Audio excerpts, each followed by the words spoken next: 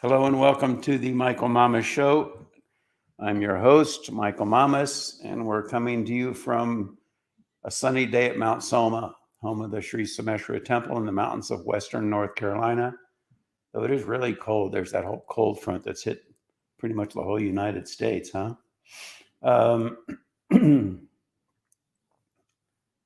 So today, it's an interesting podcast, really. But actually, before we get started, I want to talk about something else that I find really interesting. And Scotty, you're much more of an authority on this than I am. I've only tried it a few times so far. But it's a breathing technique from Wim Hof. Tell them a little bit, Scotty, about who Wim Hof is and his credentials, or however you want to say it. Okay. Yeah, I got introduced to him a few years back, like right before the pandemic started, actually, and Louise. Really? How long have you been doing the technique? Since right before the pandemic started, like my Really? birthday. I didn't realize it was that long ago. See, Yeah. Scotty told me about it, but I get inundated with so many emails and books to read and videos to watch and techniques to try that I've become a little jaded. I can't possibly try them all. But Yeah. Scotty did rave about it. And then somebody else who I also respect recently raved about it. And I thought I should try it. And I'm fascinated by it. So I'm sorry, Scotty, go ahead. No, well, this guy, from Europe. He had, um, just terrible things were happening to him. Um, his they had, I forgot how many kids, like 4 kids. The wife decides to jump off the top of their apartment building and kill herself. So he went into like this deep state of depression, and he was walking next to this, I think it was a river or a lake, by where he lives, and it was the middle of winter, and he said it was just calling to him. And so he went in the water just by whatever was calling to him. And then what he found out is that all those demons, everything that was going on, he could, it would all go away, because all he was, I guess, able to do at the time was concentrate on like breathing and like going inside to a place that was quiet, serene. That's really Me. interesting, Yeah. Scotty, because I think we've all talked about how, a lot of the karma is, how our mind functions and how we get it. What did I used to call those? Modes of function? I forgot. I made up a name Yeah. for it. But we get stuck in a certain mode of function and we just can't get out of it. And it's Right. just what runs our life. And so it's almost like, because I've only done the technique a few times, you've been doing it a few years, okay? Yeah. But my experience right off the bat with it, which is amazing because it's like the first experience of it, first time you do it, is like, wow, that's significant, But, Yeah. uh, that's what it feels like. Is it kind of uh, cultivates the interconnection in a healthy way between the mind and the body. Yeah. And yeah, and taking you down to that, like that, the more like that transcendental level, or Yeah, almost. it's interesting because it maps on the transcendental, but it's not really transcendental. Yeah. It's a physiological state, but everything maps, and there is a Right. correlation there. Yeah. And so, yeah, so he started doing this, and he started noticing that he could control his, he always calls it his parasympathetic nervous system. And Mm-hmm. so he just started doing the breathing techniques, and that developed. I think he also had some influence from some of the breathing techniques of yogis and things like that, because you Yeah, can. evidently he did a lot of hatha yoga. He was really good at it before he got into this. Yeah. But that's the thing. The parasympathetic nervous system. It's very interesting. That's like sympathetic we're in control of. Parasympathetic is just goes on like heart beating and all these different physiological functions. Right. But those two, it's very interesting, really, because it's not just the intellect, the mind, how we think, our emotions, stuff like that, that get conditioned or programmed, however you want to say it. But it's also the parasympathetic nervous system. And if it gets programmed and conditioned in an unhealthy way, it's detrimental to your life, to your longevity. And this technique does seem to be something where it normalizes the parasympathetic system, if I can say it that way. Do you Sure. agree with that, Scott? Yeah, totally. And another thing, like he's done things scientifically also, where he's gone in and had doctors like hook him up and then stick him with like I think it was botulism. Oh Um, man. it's some form of it where it's like in a clinical thing where it just it stimulates these types of actions. So you get fever, sweat, whatever, these categories of things. And Mm. so he was in the hospital. They stuck him with the stuff. He had no reaction. He's like, I can control my immune response system too. And so they go, that's crazy. There's Well, no, it does make sense because in Ayurveda they talk about bala. Bala is like yeah, constitutional strength of the physiology, and that certainly has a lot to do, obviously, with the parasympathetic, with the nervous system. right, And so, if in this technique, if you strengthen that, then you're going to improve the immune response. right. It does make sense. What's even crazier is that they go, well, you're just an outlier. You know what I mean? It must have been you're just Mm. some freak of nature. And he's like, Yeah, way no. up. Yeah. He's like, you give me 12 people in a week, and we'll do it to them too. So he No, trained 12 people how to do this, and then they did it to them. The same thing, no man, I response. wouldn't do that. No, no. I Yeah. mean, just think about. But they did it, and they did it in the clinical setting, which is even more amazing. But then, Yeah. yeah, and And then so he hiked Mount Everest with just shorts and shirtless, shorts right. and boots. That was it. Yeah, well, first thing he was going was with no boots, Oh and gosh. he hurt his foot like on a rock or something, so he had to put boots on, and then he Huh. got like within I think 4,000 feet of the top, and they had to turn around because his foot was hurt, but 4,000 feet from the top of Everest, that's Yeah. pretty Well, amazing. the thing is, this is all amazing. It really is. And I mean, I've just tried it a few times. I'm very careful. Safety first is a good Right, motto, particularly in these arenas because you got left-handed tantra, and I've talked about that. Right? You yeah, got the Veda, you got right-handed tantra, which is like proper engineering. You got left-handed tantra, which is like hot wiring a car, but you can burn the house down type thing. Uh, uh, and so I'm almost to the point where most of the stuff that's taught in the spiritual arena is left-handed tantra because you can get quick results. You don't have the key, but you can still start the car, but you damage the car. Uh, and so I'm really careful. But boy, this technique seems like a very uh, healthy technique. It sure does. But I'll continue to look into it, and if I change my opinion on that, I'll let you know. But I don't think I will. I was impressed right from the very beginning.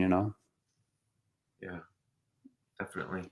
Now, Scotty, can you there's that little video that it's I do it. When I do it, I don't know if you Yeah, still do it or not, but I follow this little guided meditation that he does. sure.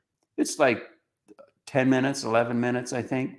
Yeah, If you could post that at michaelmamas.net, the comments to this particular blog and the good news is blog. Could sure. you do that as a comment?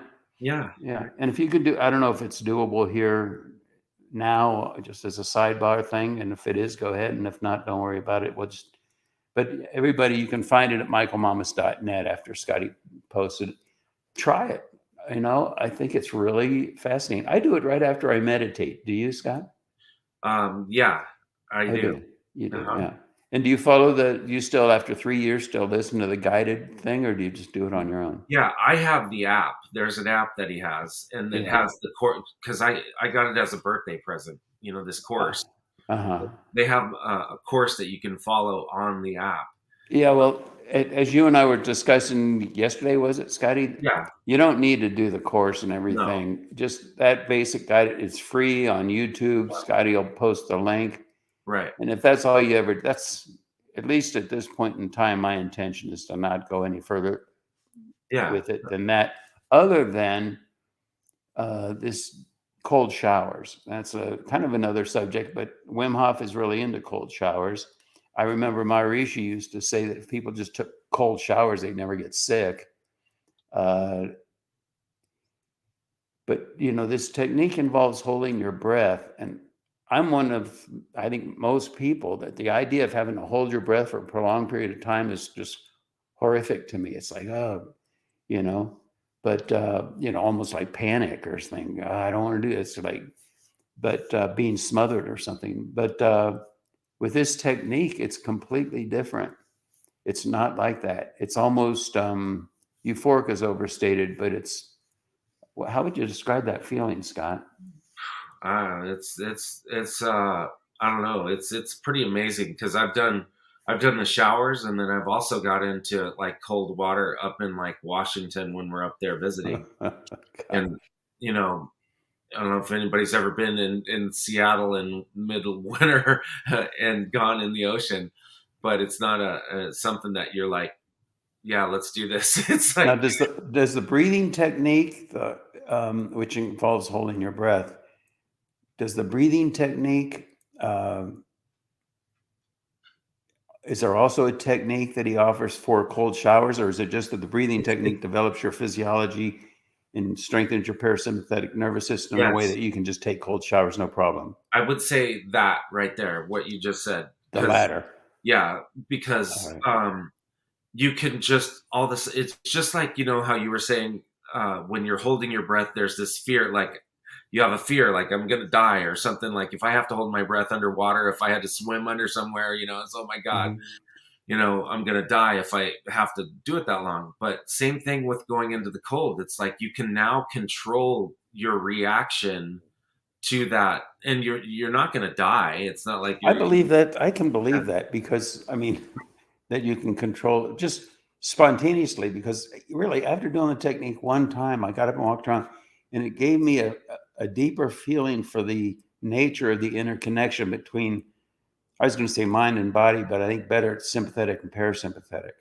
yeah, And the idea that the parasympathetic, without being normalized, without some, without this technique, that's almost like the parasympathetic runs wild, and it has that flight and fight reaction to the very idea of holding your breath at all.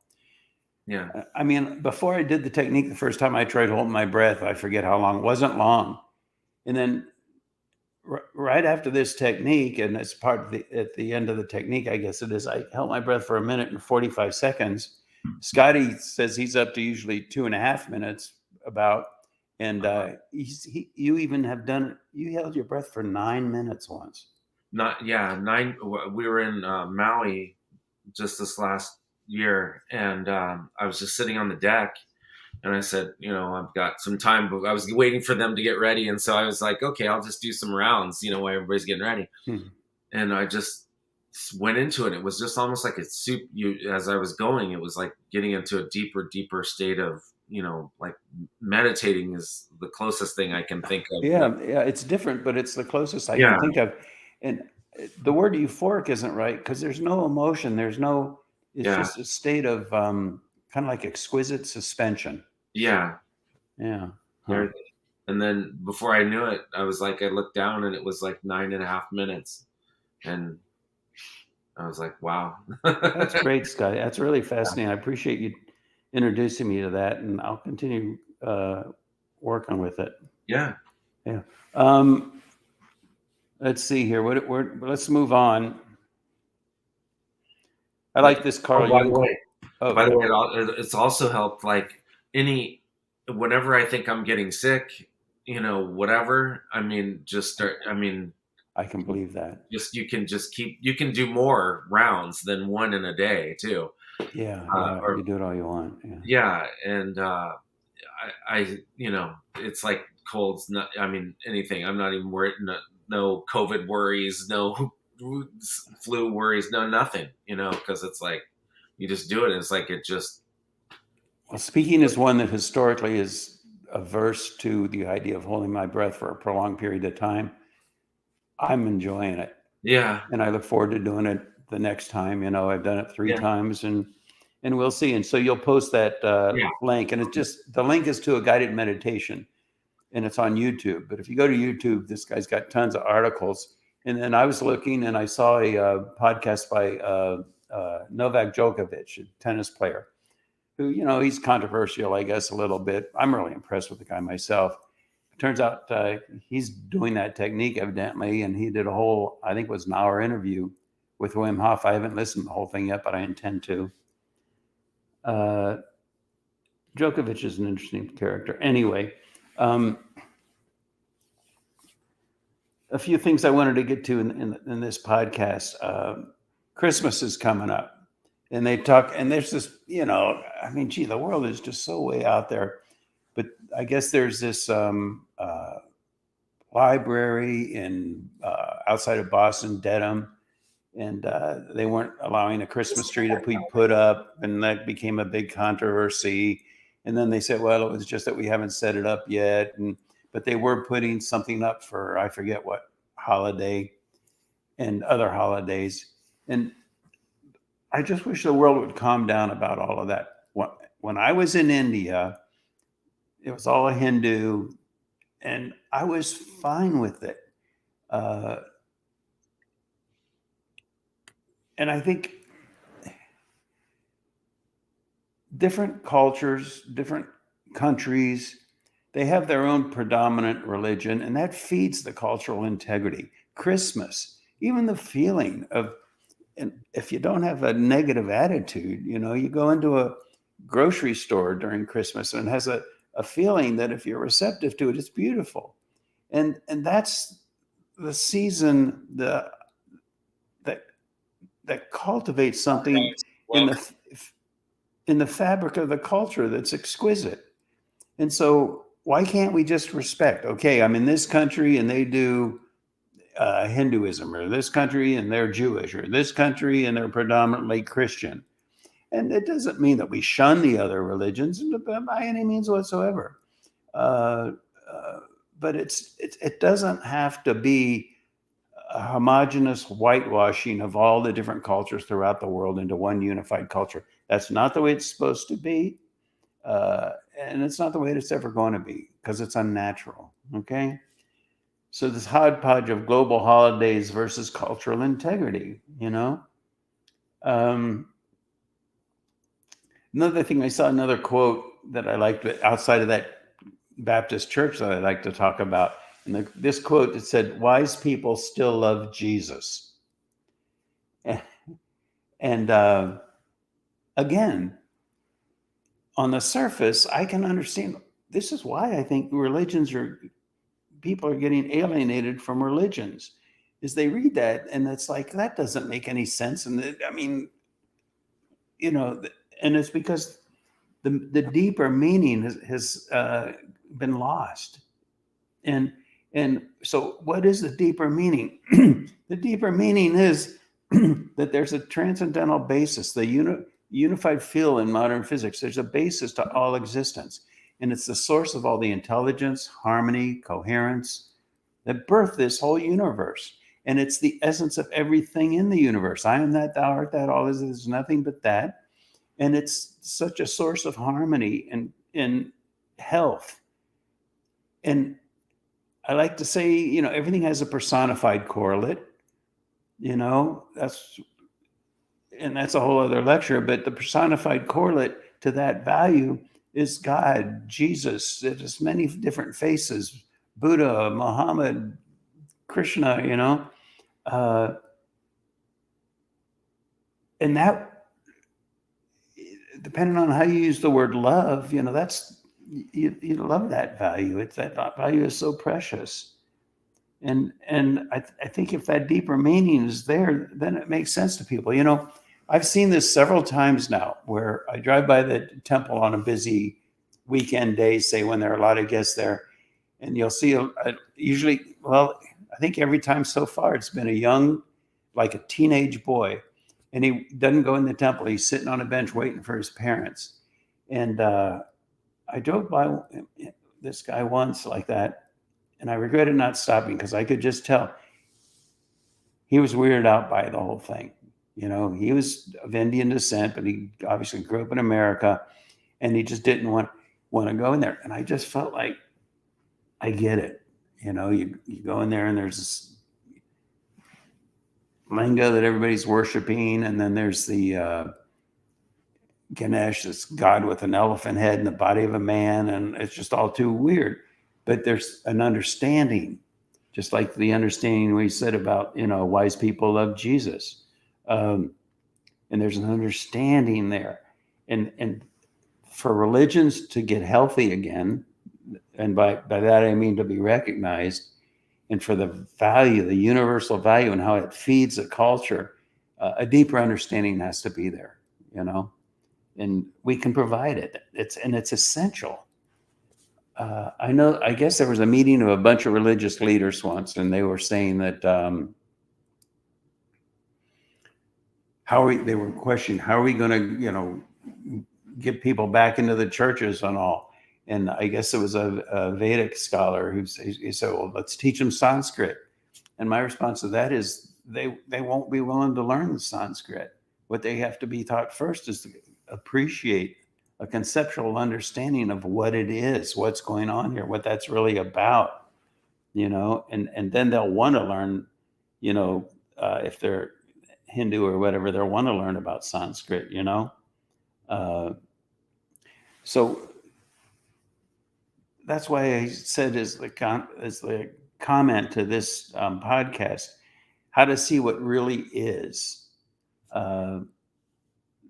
The knowledge of the Rishis, you know, the knowledge, that deep knowledge of life and existence. It's eternal, but it's eternally elusive, you know, and the health of a culture depends on it, you know. And so it's kind of like if you have God and physics is sort of like the science of the nature of existence.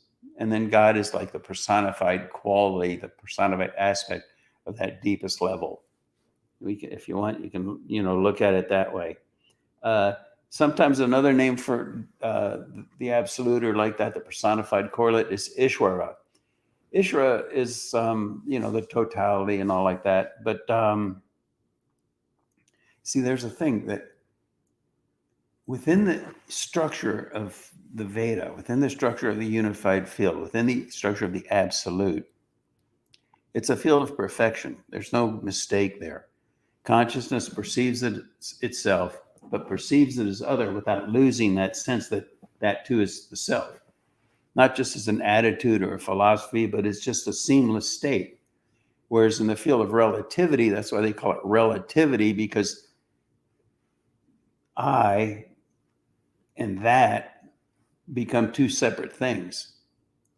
You may feel some union with that or whatever, but it's not seamless. It's relative. And so it's the field of relativity. And so the field of relativity is a field of imperfection. That's why they call it Maya, illusions based on a mistake. I am that. I am that. All of this is nothing but that, you know? But the thing is, you can't derive perfection from imperfection. It's like you can't derive a perfectly focused photograph from a blurry photograph. You can try and you can get approximations, but here's the difference, is that within the course of human evolution, as we evolve, as we gravitate back to the transcendent, we get to this point where we're so close, and that's the human physiology, really.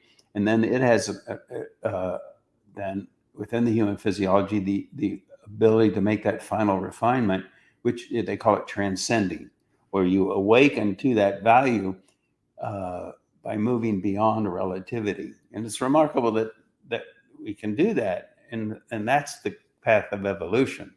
It's not about emotional indulgence. It's not about theoretical understanding, though those things can help lead us in the direction, you see. But the final aha experience is to transcend, you see. Am I making sense there, Scotty?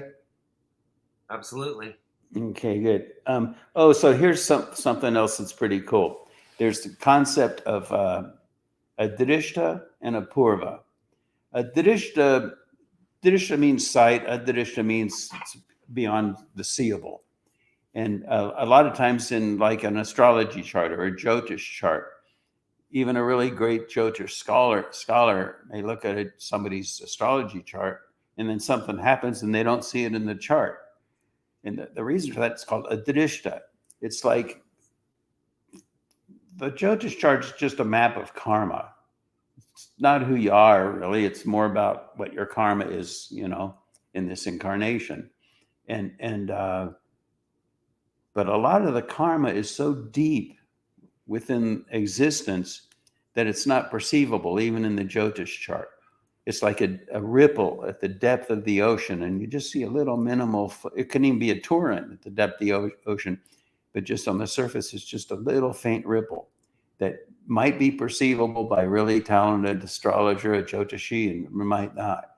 It's adirishta, it's not seen, but yet it can determine the course of events in a major way. That's adirishta. Now here's another thing called apurva. Apurva is, like I said, adirishta is all about cause and effect and the depth. It's karma, cause and effect, the laws of action.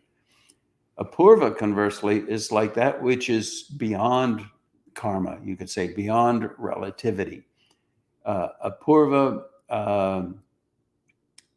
sometimes, what are the different ways they try to use it? Unprecedented, or without beginning, without cause. And what's that about? Well, it could be viewed as divine intervention, or it could be viewed as just free will. And I don't mean free will just because you feel like you're free. That can be karmic. Just because the karma has the feeling in your psyche that you're free doesn't mean you are free. That can be karmic as well. But true free will, in other words, coming from that transcendental level, that level that is beyond relativity, beyond cause and effect, the transcendental level, that field of perfection, if you will.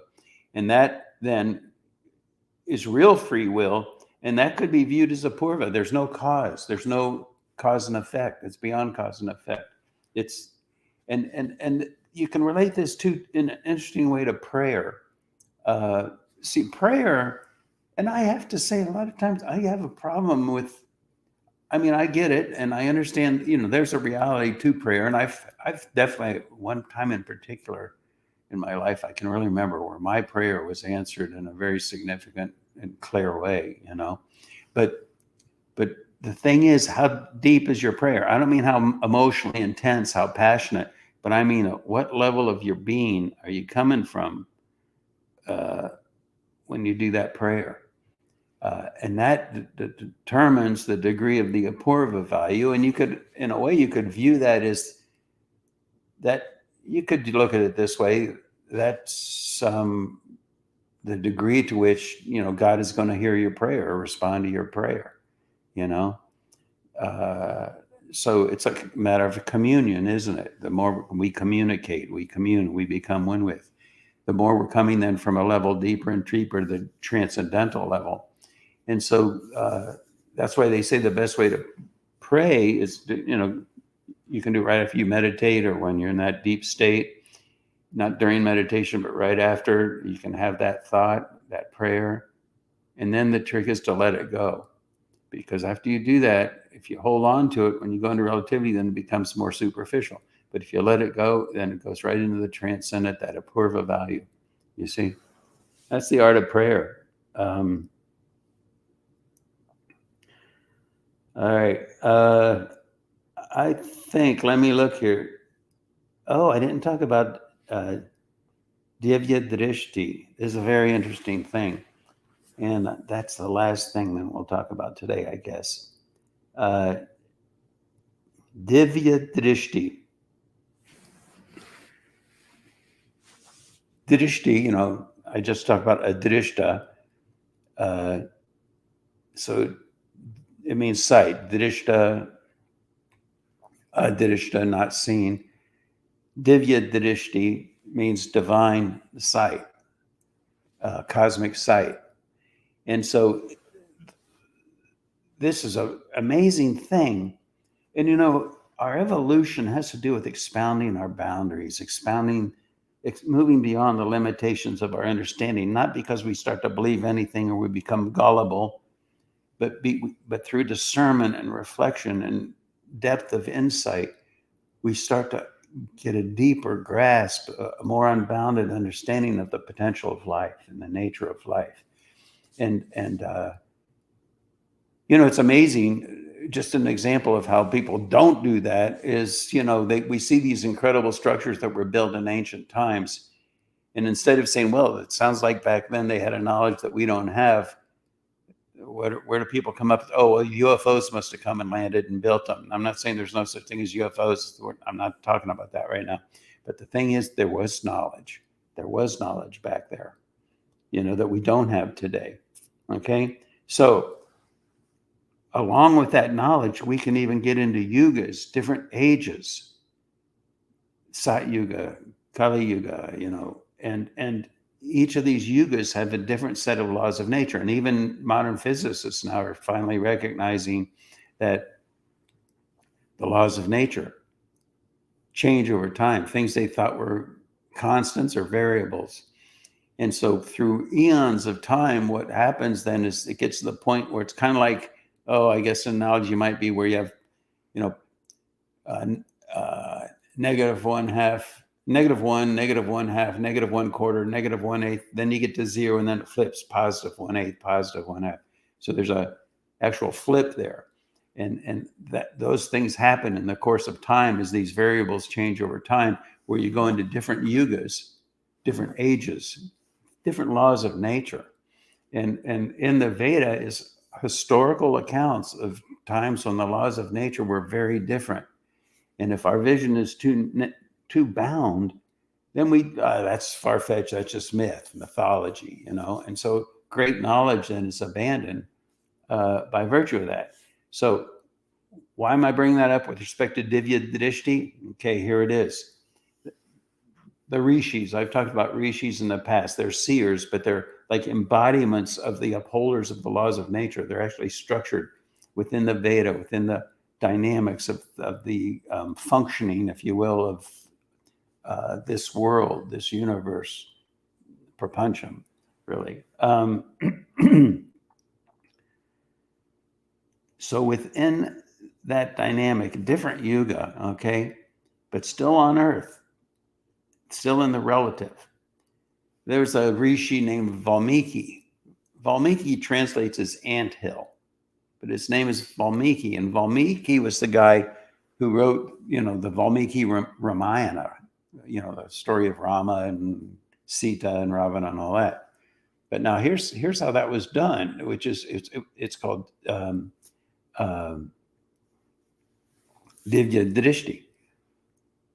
Valmiki went into deep meditation, and he sat in that meditation for a very long time. And as the whole story of the Ramayana was unfolding, he was in this state with divine sight, all right, Divya Drishti, and he saw the unfoldment of what was going on, which is the story of the Ramayana. And that's how the Ramayana the Valmiki Ramayana was cognized. That's pretty cool, isn't it, Scotty? Yeah, for sure. Yeah, it's amazing, But the problem is, again, I think vision has to expand. We're so limited, by nature, all of us, we're so limited in our worldview and our understanding. They say we only use, 10% of our brain. Well, hello, we can expand way beyond the limitations of how our awareness functions, and it changes our understanding of the world radically, our depth of insight, you see. So also then there's Veda Vyasa. Vyasa, great seer, Rishi like that. He did the same kind of thing, not in an anthill. Because Valmiki, when he did that, an anthill built up all around him. That's why they call him Valmiki, because he was sitting there doing that, and so deep that the ants were building around him, and they just enclosed him, So Vyasa did a similar thing in the sense, not with the anthill, but he did Divya Drishti, and that's how he perceived the Mahabharata as it was unfolding, the Mahabharata, the Mahabharata, and he also cognized the Puranas in the same way. So this whole concept of Divya Drishti is incredible. All right, well, there's so much crazy stuff going on in the world today. I posted in my blog that corresponds to this podcast under current events. The good news is that people are waking up, just like with respect to spirituality. I think the idea that people are getting upset with religions, the superficial understandings of them, is compelling people to look deeper, and that's great. And I also think a lot of these religious leaders, they do see deeper, but they're presenting in a way that the people can hear. But now we're at a time, and this is the good news, that people are wanting a deeper understanding. And so, in a sense, then the rejection of religion is going to be the birth of and is the unfolding of deeper and deeper levels of understanding of our religions. And keep in mind, religion is got one foot in spirituality, the other foot in cultural integrity, and that's something that all still needs to be understood. But it's happening, and that's the good news. Wow! I was looking at this thing about ancient Roman history. I've got it written down there about the politicians got to the point as ancient Rome was becoming corrupt of forever conspiring to advance their careers.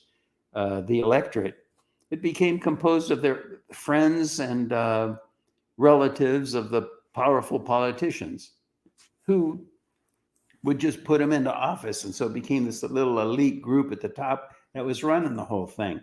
They even succumbed to bribing people to vote the way they wanted them to do. And so eventually the whole thing became run by just a handful of big corrupt families. It became a system that was dependent upon status, personal conflict, or personal contacts and influence. My question to you is, does that sound familiar? I mean, that's what's going on in the world today, my goodness. Oh, another thing really interesting. I saw a quote that I thought was pretty cool. I don't know, communism succeeds in the crush of the human spirit. That's double-edged there because, a lot of I encourage you. I watch something on RT News, Russian television news. It's on YouTube just to hear what they have to say. And of course we can say, oh, propaganda, but there's statistical studies that do show that, a lot of the Russian people really like Putin and supporting Putin. It's not like they're suppressed in the sense that we might get conveyed to us. And also one thing that I listened to that's really good, it's on YouTube, Gravitas News. It's out of India. India has a very interesting perspective on a lot of these things. They still do business with Russia, which made the U.S. mad. They still do business with the U.S. And the news that comes out of this Gravitas News on YouTube is worth listening to. Just recently, they gave a whole overview of the whole history of Ukraine and Russia and that whole dynamic. I didn't know where they were going to go with it, but I think almost the very last sentence in the whole presentation was that, it's getting to the point now where Russia needs to just let it go. Anyway. Well, there was also a thing that they had a reporter from here or somewhere, he sounded American, went into Russia and he went into the grocery stores there. Did you see all that? And he went in there and bought what normally would cost like $100 here, in you get a bag of groceries, and there it was like $15 or something ridiculous. I remember, I think I saw that, and I think he even said that the grocery stores there are like Whole Foods. Yeah. All the shelves were full, plenty of choice, plenty of this, plenty of that. Yeah. Abundance. Yeah. So all this stuff about the sanctions and how we're really, sticking it to them, and yeah, how the sanctions aren't really even hurting. No. Yeah, and so that's why it's the other thing. And I don't speak French, but I know someone who's fluent in French, and they listen to the news from French radio, and then they tell me it's so different than what's being presented here. Be it a liberal station or be it a conservative station, it's different. And RT News, it's different. On YouTube, you can hear it, and Gravitas News from India, it's different, and it gives. I'm telling you, it gives insight. It's worth doing. Uh, I feel a personal, I guess, obligation to do that to a great extent because what we're doing here at Mount Soma is about the world. It's about evolving the world. It's about employing these ancient technologies. Uh, that can help transform the world. And so understanding the world it's an important thing for all of us, really. Uh, it's worthwhile hearing what other people are saying, bottom line.